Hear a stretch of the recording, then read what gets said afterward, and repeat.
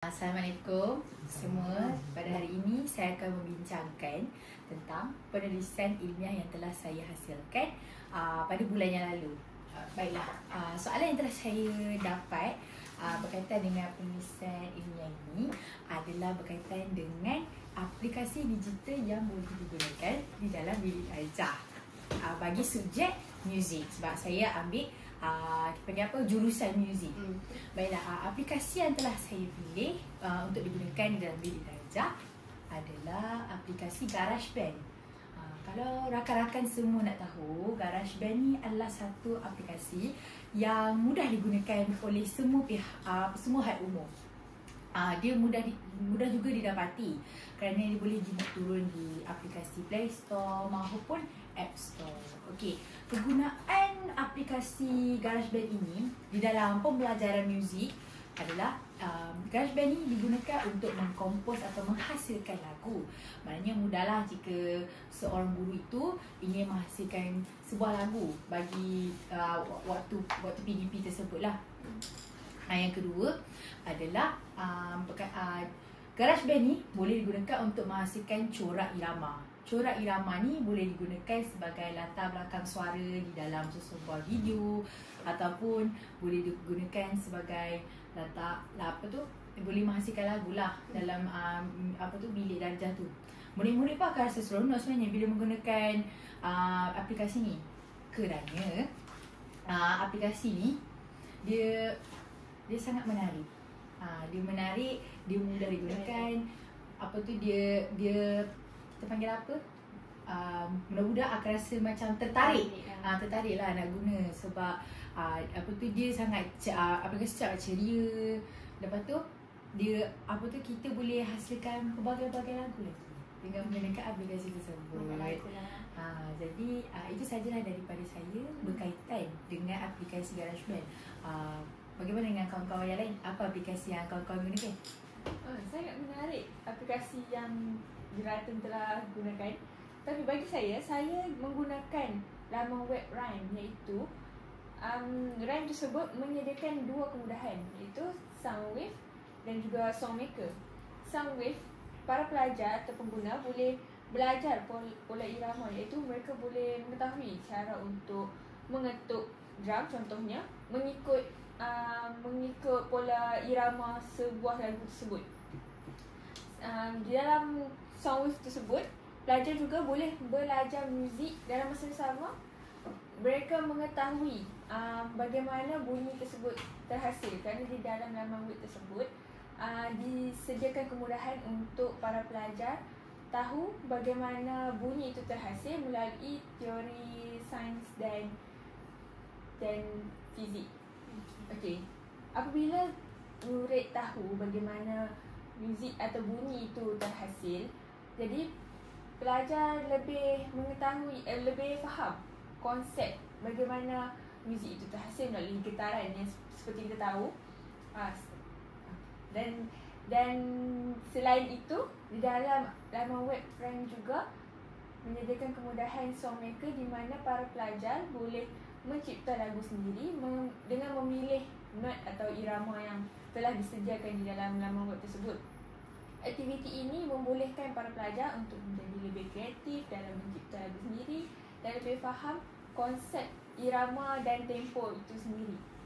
Dan bagi saya, laman web Rhyme ini sangat bagus kerana para pelajar, para pengguna mudah untuk mengakses dan menggunakan laman web tersebut, kerana Rhyme tersebut kita boleh buka di dalam Google, Safari, macam-macam. Dekat mana-mana pun kita boleh tetap belajar muzik, tak semestinya di dalam bilik darjah sahaja. Para pelajar juga boleh belajar di rumah ataupun semasa mereka bercuti, asalkan mempunyai internet. Itu sahajalah.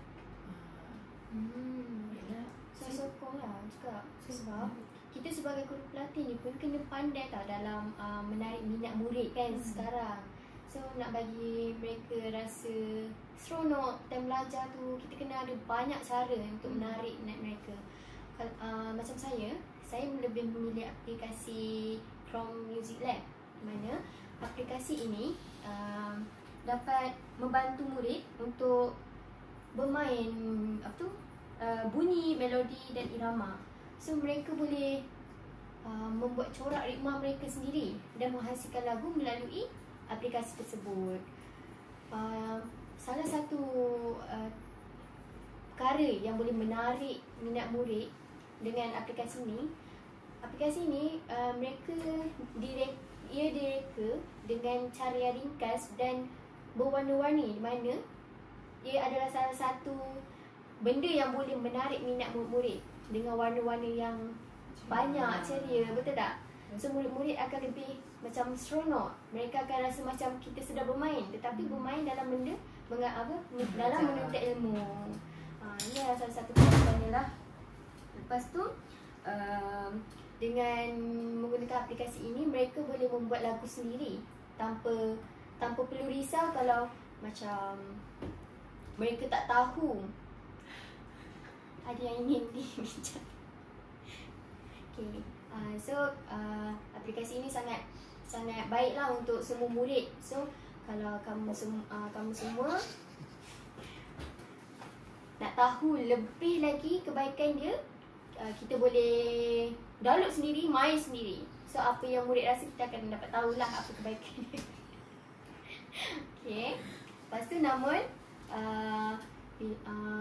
walaupun banyak kebaikan aplikasi ini, mereka terdapat juga beberapa cabaran yang mereka perlu alami lah. Antaranya ada masalah internet. Kalau macam murid-murid yang belajar di sekolah pedalaman, kan internet kurang capai sikit, yang menyebabkan berlakunya kesusahan lah dalam nak belajar online tu. So itu merupakan cabaran yang pertama. Yang kedua adalah masalah interaksi sosial antara murid dengan guru. So bila kita amalkan aplikasi ini terlalu berleluasa, so interaksi sosial antara guru dengan murid ni akan berkurang. So kita kena pandai dalam seimbangkan. Minggu ini kita main aplikasi ini, yang minggu depan kita buat kelas teori, bersemuka dengan guru. So itu memberikan lebih, mengeratkan lagi lah hubungan dengan guru tu, yang membuatkan kita senang nak menuntut ilmu. Okay, itu sahajalah kesimpulan yang kita boleh dibuat adalah aplikasi ini membolehkan murid berinteraksi dengan muzik secara kreatif. Boleh disimpulkan bahawa teknologi sekarang ni bukan hanya relevan, malah sangat penting untuk memastikan muzik sekarang lebih menarik dan memfahamkan. Okey, baiklah. Saya dengar pendapat Marsha dan Awatif berkaitan dengan aplikasi yang telah digunakan sebentar tadi. Saya pun setuju dengan penggunaan yang telah kamu semua gunakan. Saya tak fikir pun ada apps Rhyme, Chrome Lab. Jadi saya macam rasa menarik bila saya dengar. Waktu saya sekolah rendah pun teknologi seperti ini tidak diguna pakai. Jadi mungkin sebabkan itu saya tidak tertarik untuk belajar muzik pada waktu tersebut. Betul. Tapi yang bagusnya sekarang, teknologi sangat maju dan diguna pakai dengan baik, dimanfaatkan dengan baik sekali. Betul, saya setuju. Baiklah, kita akan bergerak kepada perbincangan yang kedua lah, iaitu berkaitan dengan unsur-unsur yang kita telah gunakan di dalam penulisan ilmiah yang telah dihasilkan pada bulan lalu. Okey. Saudara Awatif ada menggunakan unsur-unsur yang telah digunakan oleh saudara Awatif? Okey. Dalam penulisan akademik, ini kita tidak boleh menulis sesuka hati, kerana seperti yang kita tahu, penulisan akademik ini merupakan penulisan yang formal, dan perlu kita ikuti format-format yang telah diberikan. Okey, jadi penulisan akademik ni seperti yang kita tahu, kita tidak boleh menulis mengikut pandangan sendiri. Kita perlu menulis menggunakan fakta, dan yang paling penting sekali kena sertakan rujukan. Seterusnya penulisan akademik juga kita perlu penulisan akademik juga tidaklah tidak boleh berunsurkan argumentatif ataupun persuasif. Iaitu argumentatif itu seperti menulis sesuatu yang ingin menimbulkan pergaduhan ataupun kebencian. Ingin menunjukkan kebencian dalam bentuk penulisan. Persuasif pula bermaksud penulisan yang ingin memujuk atau menghasut fikiran orang lain dengan menulis sesuatu yang tidak sahih. Tak kisahlah apapun, tapi seperti penggunaan ingin bahasa tu. penggunaan bahasa penulis tersebut ingin menghasut pemikiran orang lain. Sepatutnya tidak boleh begitu. Jadi sudahlah jelas bahawa apa yang kita perlu tahu sebelum menulis penulisan akademik. Seterusnya saya ingin membincangkan tentang struktur penulisan akademik, di mana yang pertama sekali kita perlu ada kandungan.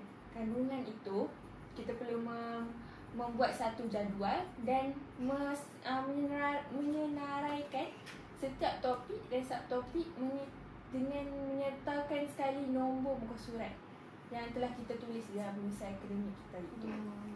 Okey, seterusnya kita beranjak ke pengenalan. Pengenalan ni penting disebabkan dia penting sebab pengenalan ni merupakan idea utama ataupun pokok bagi suatu penulisan akademik tersebut.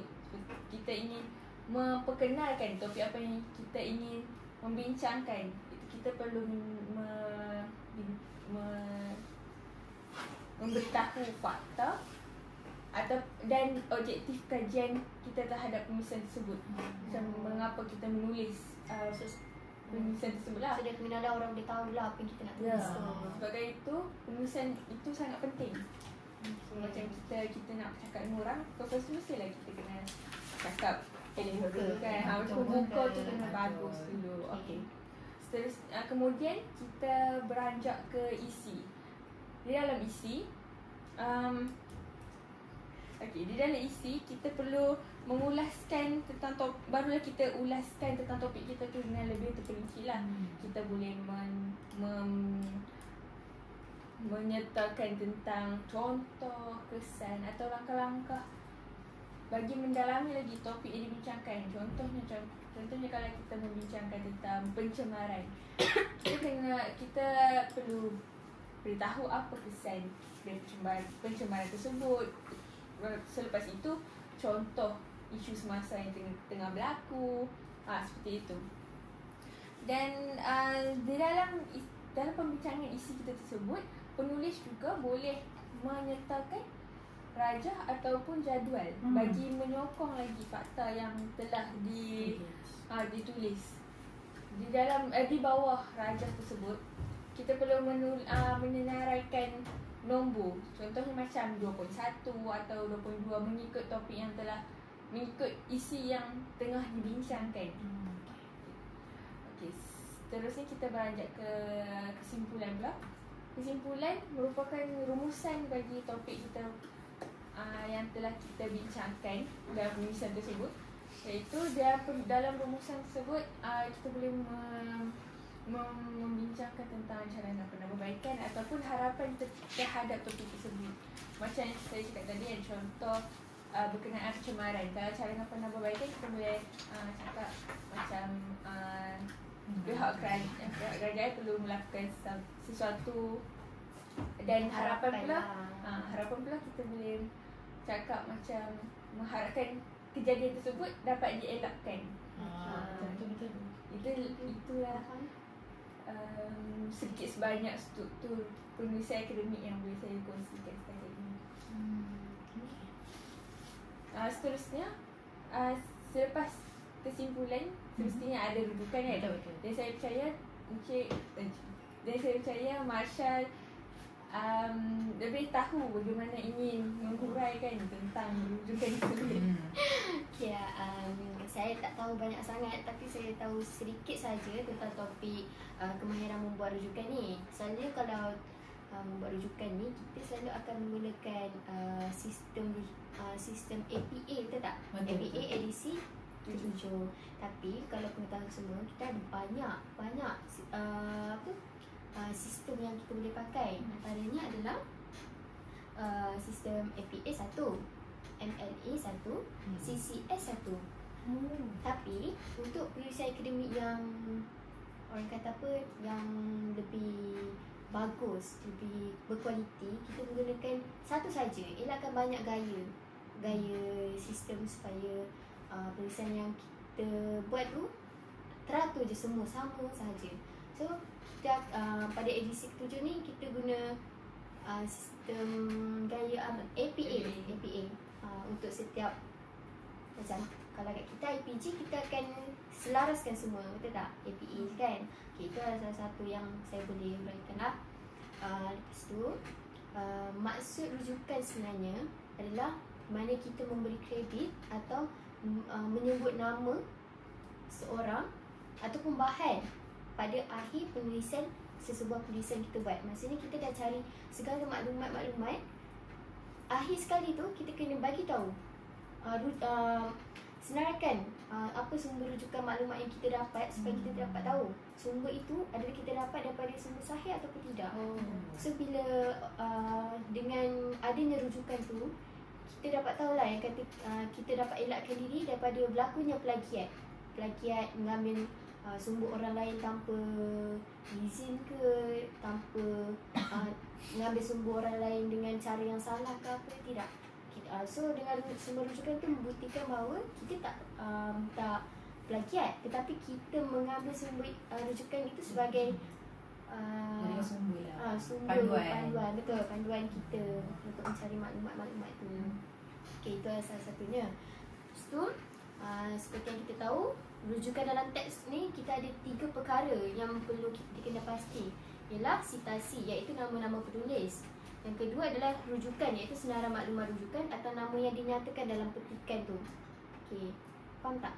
Dalam nama petikan tu macam mana? Macam citasi tu kan nama apa? Nama penulis dia. Okay. So sumber rujukan tu dia kena ada senaraikan nama penulis dia supaya kita tahulah yang tulis itu yang orang yang buat tu adalah siapa sebab tak lari lah. So tak boleh plagiat lah. Takkan berlaku plagiat. Yang ketiga, bilangan rujukan tu sama dengan citasi, di mana kalau bilangan rujukan tu ada 4, citasi pun kena ada 4. Dia tak boleh bilangan rujukan kita ada 3 tapi citasi kita senaraikan 2 saja, tak boleh. Dia kena sama bilangan dia. Okey, kalau contoh citasi kan nama penulis kan lebih daripada 3 orang. Okey, kita kena guna satu panggil format ke apa dia macam gunakan satu ni, macam contoh kalau kita nak tahu citasi tu lebih dari 3 orang, dia akan tambah ET.ET.AL. So kat situ kita boleh tahu tu adalah lebih daripada 3 orang. Contohnya yes, contoh nama saya Marsha, tulis ET titik koma lain. Maksudnya tu dah lebih dari 3 orang. Betul. Itu adalah cara penulisan kalau lebih lah. Okey. Cara tulis nama dalam citasi kalau dari segi Malaysia. Contoh, kalau luar negara, mereka akan tulis nama diorang. Contoh nama dia Jane Pirto. So mereka akan ambil nama belakang saja. Nama family lah. Betul, nama family, nama belakang ataupun nama ketua keluarga. Nama keluarga kan. Macam tu. Kalau Malaysia, contoh Malaysia Datuk Sri Vida. Okey, mereka akan ambil nama contohlah Datuk Sri Anwar Ibrahim bin Ibrahim kan. Mereka akan ambil Ibrahim tahunnya. Ibrahim Anwar bin Ibrahim. Mereka akan ambil nama ayah.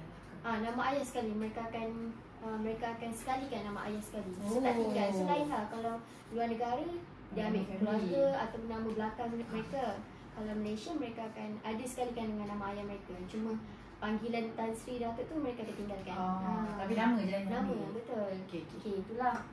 Okey, tapi yang paling penting dalam menulis rujukan buku ni, mengikut APA ni, dia kena ada 5 ni jangan tinggal. Iaitu nama penulis, tahun rujukan, tajuk buku yang perlu italik tu jangan lupa. Saya ingat. Itu penting Kalau salah tu boleh boleh tolak markah katanya. Okey, lepas tu kita perlu hanya tulis nama penerbit sahaja. Itu yang saya tahulah. pentingnya rujukan ni supaya kita orang kata tu menghargai lah penulis-penulis yang mereka ambil sungguh-sungguh ni, penat lelah mereka. So kita letak semua rujukan ni tak mencuri lah. Kita hargai lah dia orang punya effort supaya kita pernah ambil orang punya suka hati kan. So kita kena hargai mereka dengan letak nama mereka. Yelah, cari betul. tak pernah kita ambil je. Betul. Sebagai sebulannya, kita sebagai pelajar ni kena memahami lah, mengetahui, membezakan cara rujukan tu supaya tulisan yang kita hasilkan tu lebih berkualiti. Okey, itu sahaja yang boleh saya kongsikan. Ini dapat berapa pula apa yang boleh kongsikan. Saya setuju dengan idea yang Marsha lontarkan sebentar tadi tu. Memang betul, nak hasilkan rujukan ni kena menggunakan format yang betul. Betul? Kalau format salah nanti, contoh kita tulis nama dia salah, kira kita macam tak menghargai dia. Kita tak, kita macam main ambil je kerja dia. Okay, seterusnya, saya akan menjelaskan tentang kejelasan di dalam penulisan akademik. Baiklah, yang pertama sekali, benda konsep pertama yang wajib ada dalam kejelasan adalah bahasa, penggunaan bahasa lah. Dalam penulisan akademik, kita kena menggunakan bahasa yang ringkas dan tepat. Ayat yang kita nak tulis tu, pastikan ia mudah difahami. Mudah untuk, bila pembaca tu baca, mudah untuk kita fahami. Tak kira daripada pendahuluan ke, isi, penutup, kita kena pastikan ayat yang diguna tu mudah difahami. Seperti, macam contoh, tak terbelit-belit lah atau tak berlapis-lapis ayatnya. Kalau boleh macam terus straight to the point. Tapi menggunakan kosakata yang betul. Dan seterusnya, kalau kita ada banyak isi kan, kita semua ada banyak isi, kita kena menggunakan idea yang tersusun secara logik. Logically dia kita kena gunalah logik nak susun idea dia macam mana. Setiap penggunaan tu ada satu idea utama. Mesti ada idea utama. Sebagai contoh macam kita kata cabaran dalam penggunaan aplikasi dalam kelas. Lepas tu itu kiranya idea utama kita. Bawah tu kita akan urailah berkaitan dengan idea-idea tersebut. Kita kena ada susunan lah. Seperti tu pengenalan. Macam yang tadi awal tu cakap, struktur, pengenalan, isi dan penutup. Kita kena susun penulisan akademik tu supaya bila kita baca, orang pembaca tu tak pening, penilai tak pening, nampak apa yang kita tak sampai tu, apa yang kita nak sampaikan tu dia terus terus dapat. dapat. Ada macam betul. Okey, seterusnya yang ketiga adalah konsisten dalam penggunaan istilah atau konsep yang sama perlu digunakan secara sepanjang penulisan. Maksudnya, contoh kita dekat situ, konsep yang kita nak gunakan tu, contoh kita nak cakap penggunaan aplikasi. Maknanya sampai habis lagi cakap pasal penggunaan aplikasi tu. Maksudnya macam tak kira lah penggunaan aplikasi tu kan, mesti akan ada cabaran, ada kelebihan, ada cara. Tapi kena tetap sama dia punya jalan tu. Tak adanya kita cakap aplikasi, tiba-tiba kita masuk tempat lain. Kita masuk idea lain. Itu kiranya tak konsisten lah dalam menulis tu. Lari idea. Lari daripada apa yang kita sepatutnya dah lakukan. Elak tukar istilah yang boleh mengelirukan baca. Kadang-kadang kita ni baca cakap keliru ni. Dia ni cakap pasal apa? Tadi dia cakap pasal aplikasi. Sekarang ni dia cakap pasal tulisan akademik. Macam tiba-tiba dia cakap pening. Yang pembaca pun jadi ni. So kita nak menilai penulisan tu pun jadi susah. Sebab kita tak faham apa isi yang dia nak sampaikan. Yang keempat ialah mengelakkan ambiguity. Tidak menggunakan perkataan atau frasa yang membawa banyak maksud. Kadang-kadang frasa kita rasa, kita menulis tu, kita rasa penggunaan bahasa kita ni faham lah, kita lah faham sebab kita yang tulis kan. Tapi bila orang tu baca, dia akan membawa maksud lain kadang-kadang. Kita masukkan benda lain tapi dia fikir maksud lain, faham tak? Sebab ada banyak maksud daripada ayat yang kosakata yang kita gunakan tu.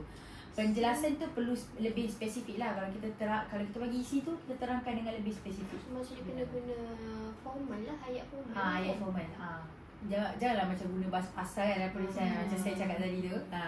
Supaya tak kabur lah. Kena guna yang perkataan yang secara lebih spesifik supaya pembaca tu tak keliru. Yang kedua adalah penggunaan bukti yang jelas dan relevan. Okey. Setiap fakta disokong dengan rujukan yang sahih. Macam Marsha cakap tadi, kena ada rujukan yang sahih lah. APA, format semua tu. Kita baca kat Google Scholar semua tu kan. Yang kedua, format penulisan kena teratur. Macam yang awak cakap tadi tu lah. Kena format yang teratur. Tak boleh. Memang struktur penulisan akademik tu memang penting. Kita kena tengok betul-betul. Tak boleh ikut suka nak bantai. Betul. Kemudian adalah seterusnya yang terakhir sekali adalah aliran penulisan yang lancar. Bila aliran antara perenggan jelas dan tidak melompat-lompat lah. Contohnya macam kita dah cakap ni pendahuluan, tiba kita pergi penutup. Takut. Tak diisi. Takut. Kalau tahu dah habis. Dia tanya macam tu. Sarakallah. Kita kena teratur lah kalau ada pendahuluan, kena diisi. Pada diisi kena ada penutup. Apa tu rujukan. Macam tu lah. Itu saja daripada saya. Inilah hari ini saja perbincangan kami pada hari ini. Baiklah. Sekian, terima kasih.